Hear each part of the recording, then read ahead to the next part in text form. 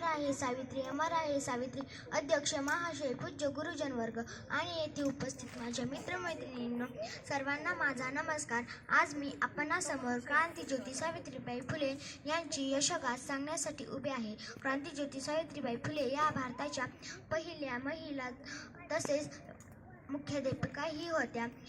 त्यांचा जन्म 3 जानेवारी 1821 रोजी सातारा जिल्ह्यातील नायगाव या गावी झाला. त्यांचा विवाह अवघ्या वर्षी ज्योतिबा फुले यांच्याशी झाला. विवाहानंतर ज्योतिबा फुले यांनी सावित्रीबाईंना लिहायला वाचायला शिकवले व स्त्री शिक्षणाचा पायही रचला.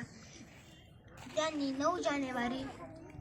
1 जानेवारी 1841 मध्ये पुण्याचा बुधवार ठेपत मुलींची पहिली शाळा काढली.